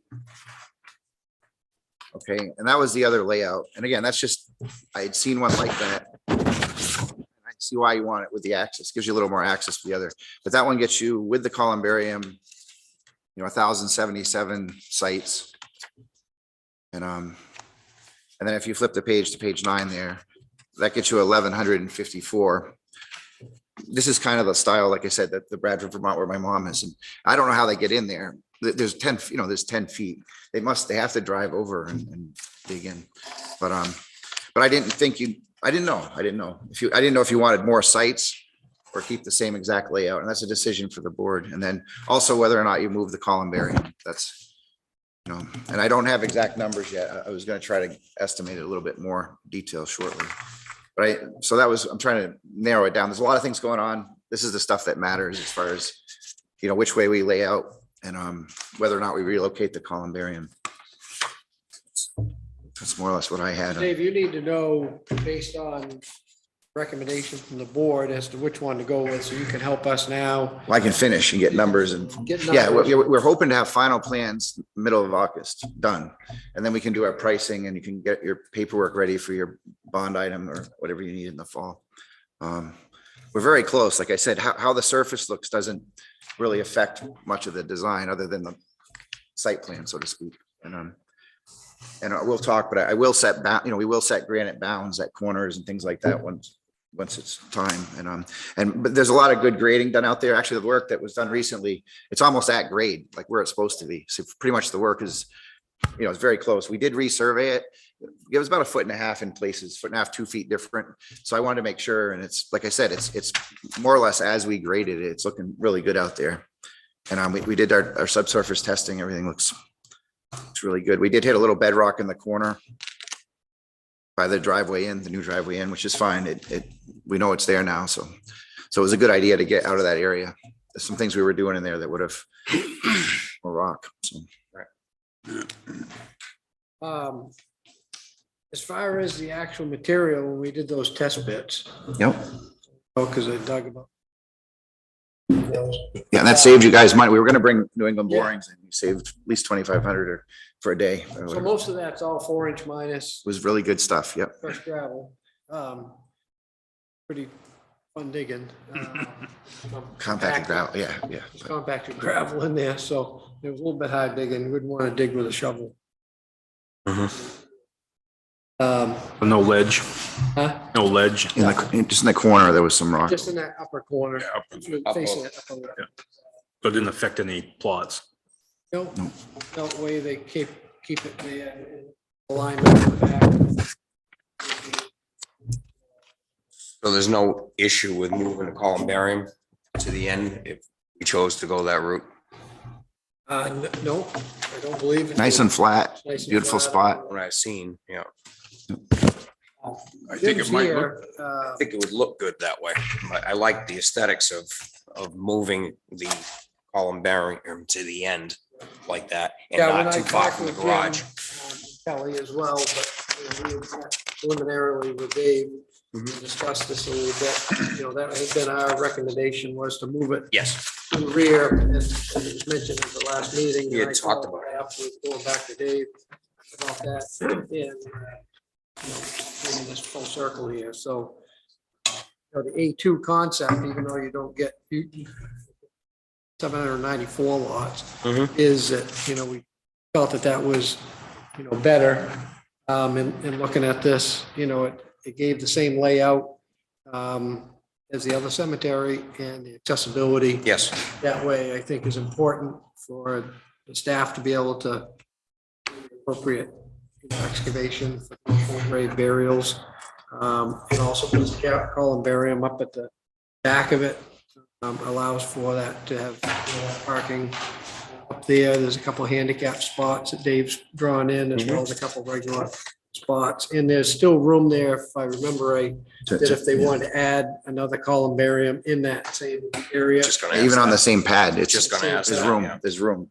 So that, you know, certainly opens that up. I think we kind of looked at maybe. Yep. And there's some granite benches that are movable that are on it. That would Yeah. same, just reusing what you got more or less for now. Jim, is there anything you want?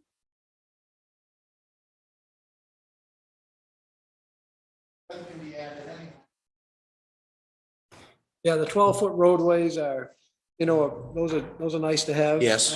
Because that allows for, like Jim and I talked earlier today, after we got this from Dave, you know, whenever you have somebody that has a, you know, graveside service and having the ability to generally loop in and park in the roadways that way. So it's nice to be able to have, you know, there as well, so. Makes sense. what's the existing roadways? 11, 10, 12. Yeah, I They think vary they're a little depending. They vary. Harry? 12. 5.5. I measured all of them. I measured all of them to check. One thing I did do too is I used 4 feet to the first pin for a grave site.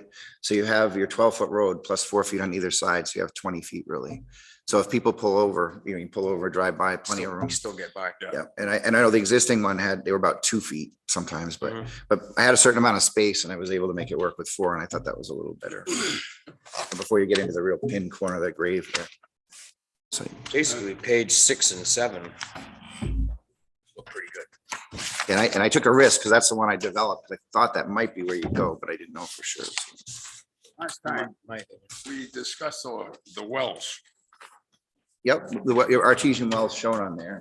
Artesian and a dug well. Yes, there's both. The artesian, it's fully bolted down. I didn't want to pull it apart just yet. I'm going to test it. I did want to, it's not being used right now, or is it? No. So you've got another well that you're using for the other side. Right, there's another RT. I was just curious in the existing. Yep. Is it dug or is it? Yes, there's a well in the existing system right down approximately here, Okay, let me jump to the existing plan. So it's down approximately in here, where that big evergreen tree is. okay, gotcha. Let me. Oh, down there. Yep. That's the one we're using now. Oh, it is the same sheet as you two, just for 6. It's on sheet 6. 6, yeah. Shows Um, them both. It shows them both. That's the ones on the new site. Right. Yeah. Yeah, So you're saying down by the garage? no. Our existing well that we're using Oh, on the property line. Yep. is right down here. Oh, it's down there. So there's actually Oh, 3. down there. Yep. There's 3 wells on the site. Oh, 2 artesian, 1 dug. Okay, because it doesn't show it on 6. They only I show want to it try to 2. find that one, this one that you're using too. You know where the tree is there? Yes, Yeah, the big it's right tree. there underneath it, Okay, I'll look under the tree. oh, down by the road. down by the road, Yeah, when we originally by the stone wall. surveyed, it was winter too, and that cap is flush with the ground. I was trying to figure out why they couldn't find it. It was, you know, we had snow. So I found it, looked at it, and like I said, we're going to test it. That's one of the last things on the list. I gotta, you know, it's bolted down and sealed. I gotta take it apart and is there any pump in it that you know? We tried to look for DES well closure details. We don't believe so. Couldn't find anything on, usually when they drill a well today, they put something at the state level, but it's always good to know a little more. But what we have to do is we have to put a pump down it and run it continuously, bring the water down about 25 feet over the pump and dial it in until we know exactly what that yields. And that's your well yield. And we talked about putting, which is better than irrigation. I like the idea is just having some spigots. So we'll run like a network where we have some, however, maybe one in each aisleway, or we'll talk about that. It's a detail, but so you can get water, put a hose on, use it when you need it. Yeah. If it's really dry or whatever. It's the same concept as the Main Street one. Yep. Same design when we talked about that, because originally just to make sure that everybody's on the same page, when we had our meeting and conversation, the yield of the well was real important because we were talking about a full irrigation system. And the spigot idea, similar to the Main Street one, won't take nearly as much water as a full-on irrigation system. Which would probably require a big giant tank. So you can, so I think this is a good way to go. It's very common to a lot of rural cemeteries. So the two wells that are shown, they're not being used? Not being used now. That's on the new part of the site. Yeah, okay. One's an artesian and behind it down a bit is a shallow well with tiles, concrete tiles. There is a tank with the current well we're using, Pressure storage tank, Where is that?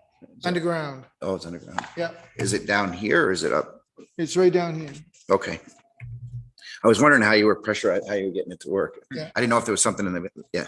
So I appreciate that information. That's I don't know important. if Courtney knows the size. Dramatic, yep, okay.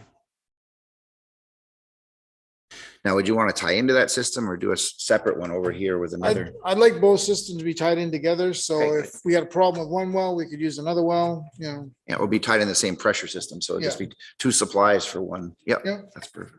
Okay. Appreciate that.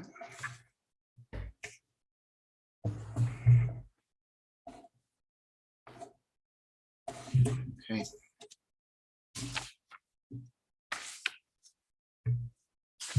We need to know is if the board's consensus that we run with that plan.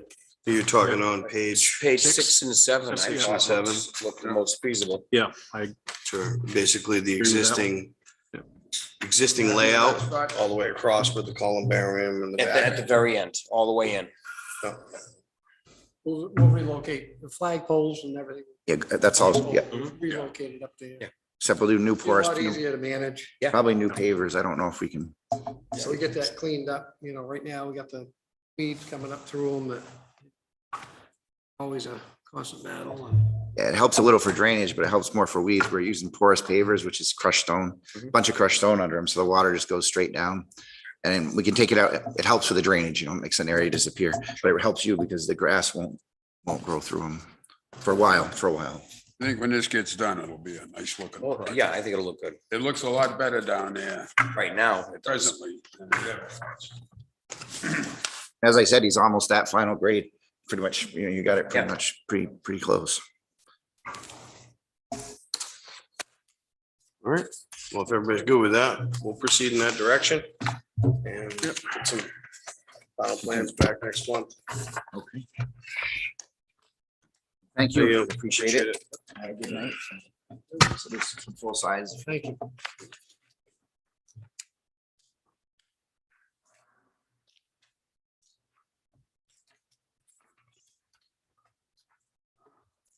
All right. Gentlemen, I'll breeze through the rest of the topics I have. Are real long-winded. So the first thing is, in your books, you had two Primex proposals. One is for workers' comp and the other one is casualty insurance. I'm sorry, property and liability. Sorry, not casualty. Workers' comp and property and liability. What this is this is a new program through Primex. We did have it prior. I believe they didn't renew it during the COVID years. So we did lapse, but basically what this does is put a cap on what our rates will go up. So basically, by signing this and agreeing to be a part of this program, we're agreeing that our rates, a maximum increase of 8%. So we would be capped at 8%. I did have Laura run some numbers for us, and she did tell me that last year that we went up 13%. One of them. So by signing off on this cap, there's really no downside to it, because it's not like it's oh, I'm sorry, here they are. I knew I was looking for those numbers.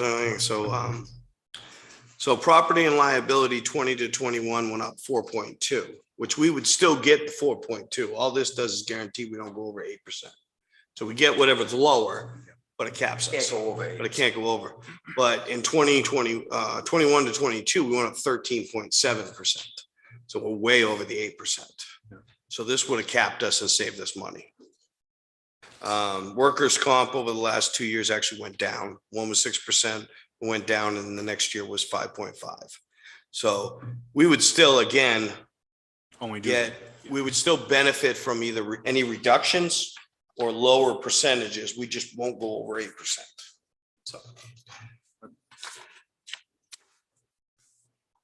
So the recommendation is that we go ahead and again, these were offers that we had property and liability up until December of 20. It expired and they didn't renew through COVID. No cap was offered over the last 2 years because of the pandemic in Laura's notes, and workers' comp expired on 12/22. So we just barely expired on the workers' comp. So we have been in this program all along. So it's we'll go ahead. All right, I'll make a motion that we accept the property and liability program from Primex, as well as the workers' compensation program from Primex as well. I'll second. Any discussion? All those in favor? Aye. Okay. Next is just real quick hitting on Old Home Day Parade. The Alton Business Association have reached out with an invitation for the board members. I had reached out based on individual conversations with board members and expressed that we would be in attendance. The thought was, because of the length of the parade, is that we would bring individual cars into the parade, because most of us sitting here, Andy, you can hitch a ride, have either hot rods, muscle cars, or something that would be fun to present in the parade. So I figured that would be a good idea, and spoke to the president of the ABA, Christy Pancho, and she agreed as well. I just haven't having the opportunity to talk to Ruben yet. Her stuff, so, but he is welcome to So no dump trucks allowed. take a ride. You can bring a dump truck. You can bring a dump truck. Why not? That's right. That's right. Just a muscle car over here. We'll just create a big, yeah. That's at 10, right? No, that's the Veterans Parade. Old Home Day is what? Yeah, but the time is at 2? It's at 10. Oh, it is 10 in the morning? Oh, you are right. Thought it was 10. So it's usually in the morning. Yeah, we pushed it because of. I'm glad. That's the 13th. 10 10 o'clock at the 13th. All right. Well, glad you mentioned that. Because I thought it was 10. Actually, I'm pretty sure we pushed it back to 11. Oh, to at 11. I believe so, and I will confirm. Okay. Okay. Let's double check that. So was it 13th of what? August. August, 13th of August at 11.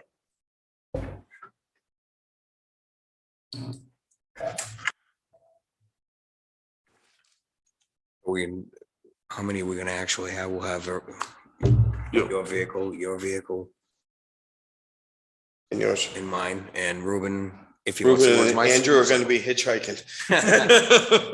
I'll let- Either that, we're gonna have a dually and a dump truck. Dually in a dump truck or a motorcycle. That's all right. It was moved to 11 o'clock. 11 o'clock. Thank you. So what time? Thank you, Kelly. Be there? You have to be there at least an hour before. So it'll be 10 o'clock. Yeah. Yeah. So I was still right. That's 10 o'clock. 10 o'clock. I mean, I remember we 10 o'clock. think because people show up at all sorts of crazy times, so. They still staging on School Street, like same time, School Street? I or- know we start from behind the school, and that's what we did last. Oh, that's right. Yes, it comes down through. Little circle. Yeah, I think we Okay. started right in the parking lot of the school last year. Mhm, yeah. Around the back, and then we use the cut through. Yeah. Come through the circle. And we did, Right behind you. offers this year, we tried to. You wanna listen to that the whole time? I have no choice, I guess. Okay, so that was all I had on that. I just wanted to touch on it.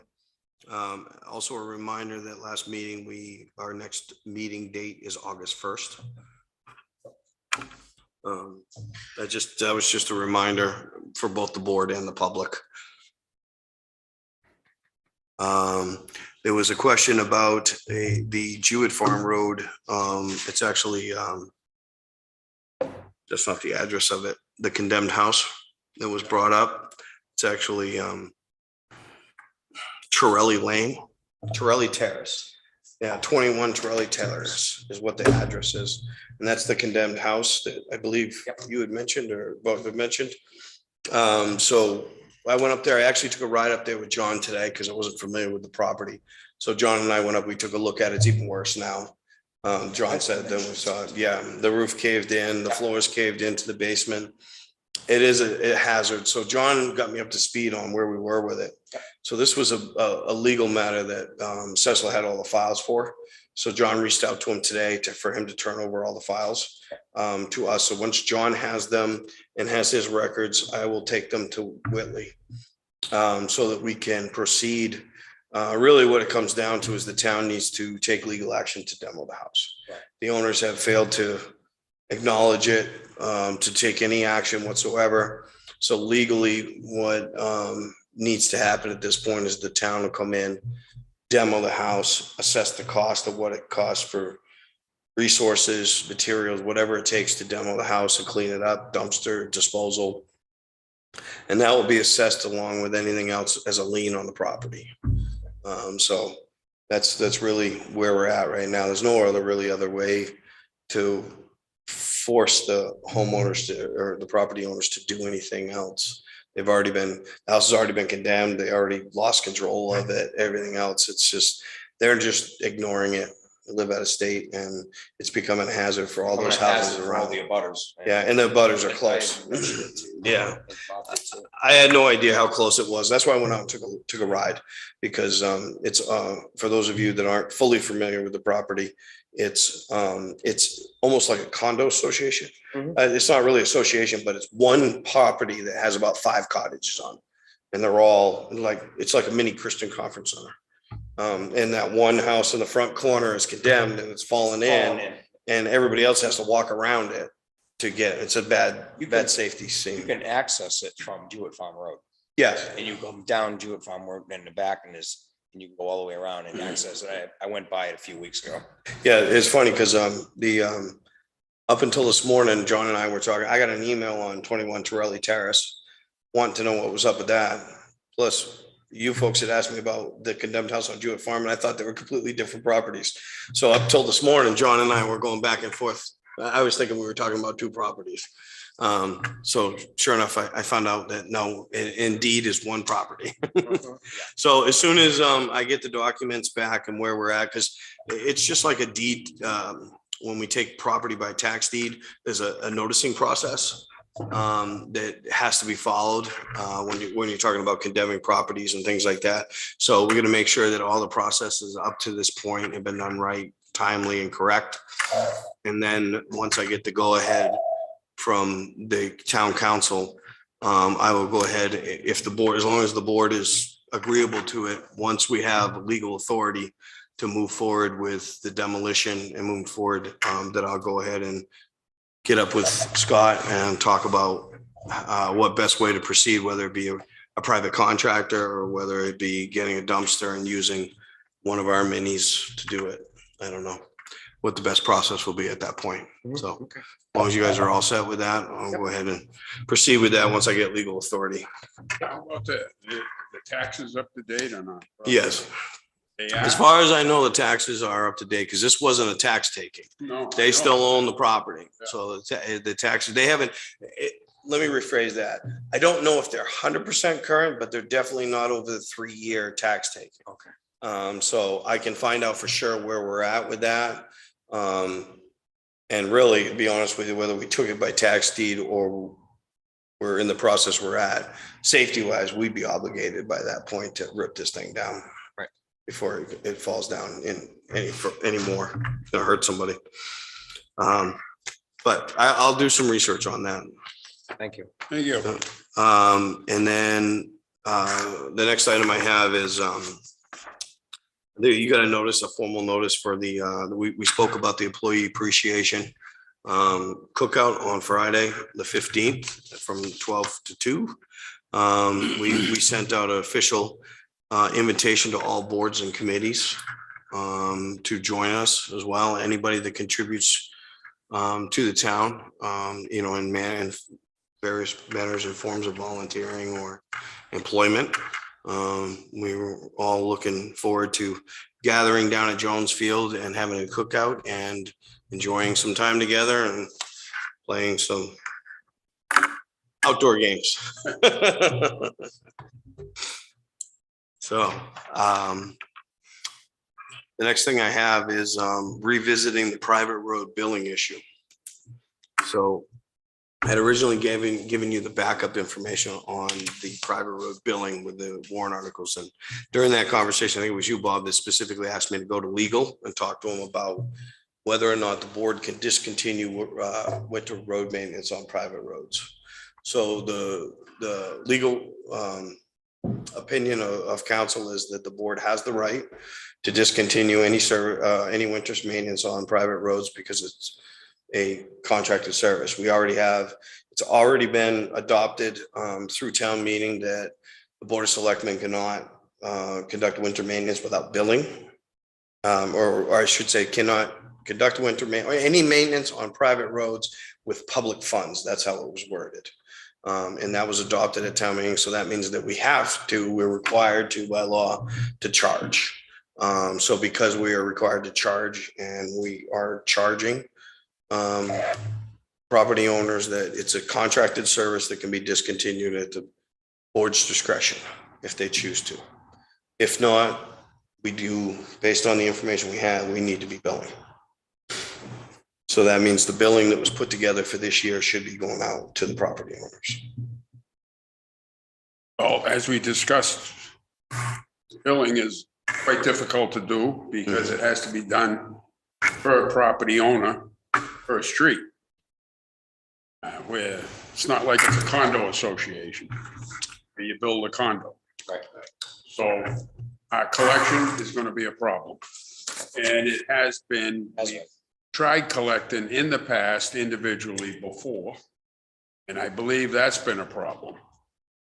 Years, it never worked. So I think we're at the point where we either have to go back to the old type style billing, which is going to be a problem. We're not going to be able to collect it. Or do away with it. Most towns that I'm familiar with have done away with it. I don't believe that we should be plowing private roads. I don't think we should be plowing private roads. Oh, I don't. It's just, it turns into a liability for the town if something happens. It's really, and regardless of how you do it, you're still expending taxpayers' money because they're paying for the fuel, they're paying for the trucks, they're paying for all that stuff We have a warrant article that states that you can't. we have to bill. Right. We haven't been following that warrant article. How many, I believe there's 11 roads, 12 roads. 11 right now that I'm aware. 11. Yeah, 11.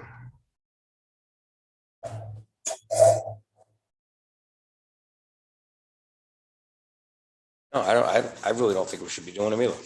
Yeah, I think it's time to I think it's time to, cut ties, billing is, like you said, Bob, billing is a problem and collecting is a problem. Yeah, and it just won't work. So maybe it's time to eliminate them. I mean, if it was working, it would be working now, and it's not. So if that's the wishes of the boards, just, all I need is a motion on that one. Yeah, for sure. Make the motion, but I used to live on. But I can agree with the situation we're in. Make the motion that Town of Alton discontinues winter maintenance. 11 roads, I believe that you have listed, we have listed. Private Roads. Well, I think that, and just a suggestion that the motion cover any and all private roads, winter maintenance of private roads, just so there's not a specific, it's just that we're discontinuing the practice Okay, altogether. I'll restate that. Motion. Okay. Town of Alton discontinues maintenance of winter roads. Any private. Private winter roads, private roads, winter maintenance. There you go. I'll second. Any discussion? All those in favor? Aye. Will the people be sent out notices? Yes, I was actually going to talk to Scott about possibly drafting a letter of notification for all the, because you already have a list of all the residents that live on those roads. Okay. The action tonight. Sounds good. Thank you. Yep, that's all I got, folks. Alrighty. All right, approval of minutes. Mr. Chairman, this first set of minutes, you got non-public minutes from June 6th. Yep. These minutes were approved last meeting. I'm revisiting them this meeting because there are a couple of them that should be unsealed that I missed that night, in particularly number 5, because we made a motion to rescind a lot merger, and I have to record that. And in order to record that, they have to unseal the minutes on that as well. But I would also recommend that in revisiting these minutes that we unseal number 1, number 2, number 5, leaving the remaining sealed. 1, 2, and 5. 1, 2, and 5, yes. Chairman, I move that you rescind the approval of the June 6 non-public session meeting minutes to make public number 1, number 2, and number 5. Second. All those in favor? Aye. Aye.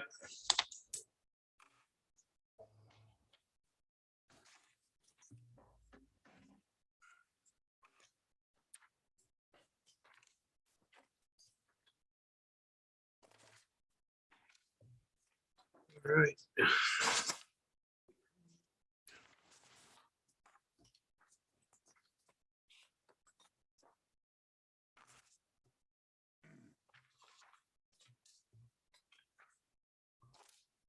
Number 7 was already. Yeah, I was, That was- Stacy was just advising me that because we rescinded the approval of the minutes, we had actually released a number 7 on that particular night. Yeah. Because it was a discussion that Selectman Wentworth wanted to have, so we had released it that night. So if you don't mind, I'd add 7. we add 7 to your motion, and who seconded? Second. Seconded that. Okay, yep.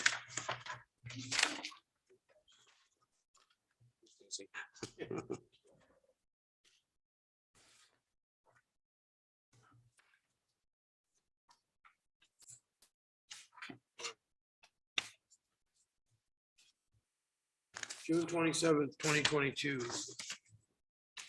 I move we accept the minutes of the public session, June 27th, 022. Second. All those in favor? Aye. Aye. Staying. All right.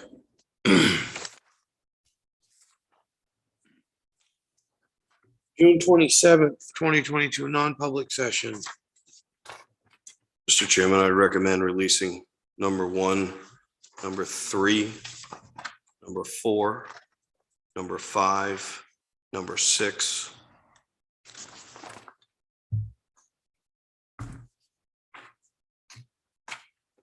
So 1, 3, 4, 5, 6. Yes. I'll make the motion that we release number 1, number 3, number 4, number 5, and number 6 of the June 27th, 2022 non-public session.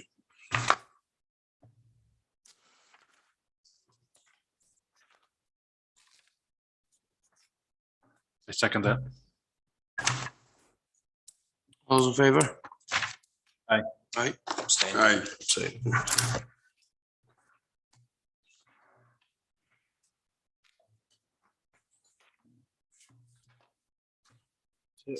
Yep, consent agenda. Yeah, all right, the consent agenda.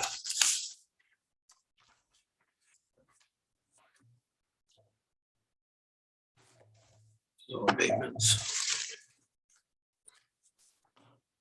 We look at again, similar to last meeting. Yep. What you're looking at on the consent agenda is you got Whitney Consulting's 2021 abatement list. And again, just to refresh your memory, this is the company we hired to do the revow. They're also responsible for any abatement recommendations for approval or for denial. They conducted those and submitted, as you saw in your packet, the supporting information, why or why not the decision was made. Yep. this is quite lengthy. It is. It is.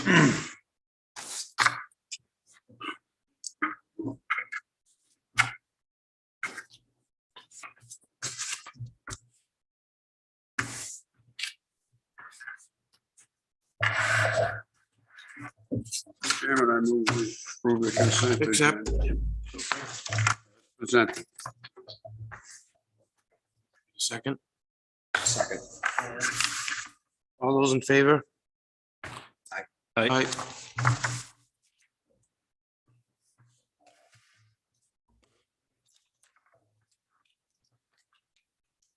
Public input.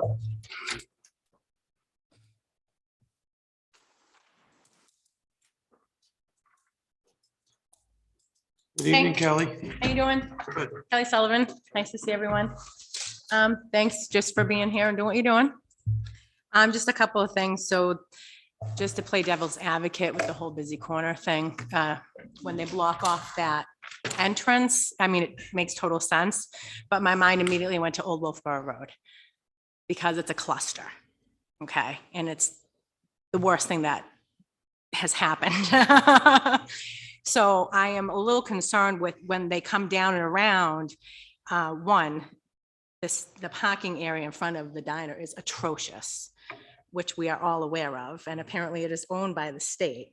Last year, when the ABA hosted the chili cook-off during Old Home Week, because of course, Old Home Week, we host a lot of events down the bay, somebody did fall. I did bring this up at another meeting, I mean, it happens, it wasn't a big deal, but I'm already envisioning this. So I am concerned because I was excited because it will create more parking. So that'll be really good, but it just kind of bottlenecks up in there, right?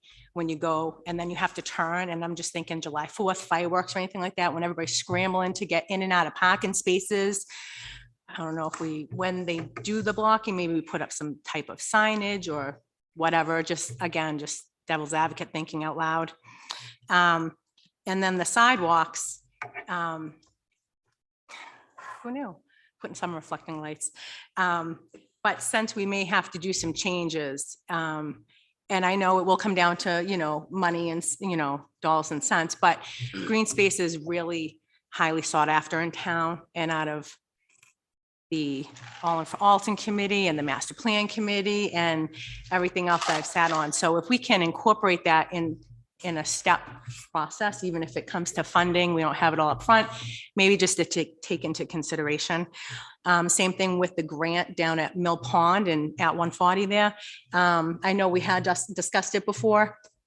And so maybe because Parks and Rec is utilizing Mill Pond as much as they are now, and if we are able to clean it up, I can see that. I mean, it's huge, popular for fishing, you know, both sides there. So maybe we can do something with that parking area, maybe get maybe a kayak entrance or some seating, just if we're going to be putting in all that work down there, just to kind of long-term think about it and plan out appropriately, because we do utilize that space a lot. The whole town does. So it would be nice if we could make something really, really nice out of it, you know, with the, you know, incorporate it into the drainage. Hey, we did this drainage, which will take care of the water, and look at, there's some benches for the kids for their ice skates, or some lighting, because there's no lighting down there and we're trying to utilize it for ice skating and things like that. And if there was lighting incorporated, we could utilize it for more things going forward as well.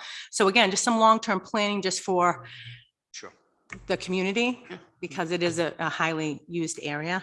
And I think that was pretty much it tonight. So thanks. Thank you. Thank you. Thank you. Anybody else? All right. I make a motion, we adjourn. I'll second. All those in favor? Aye. All right.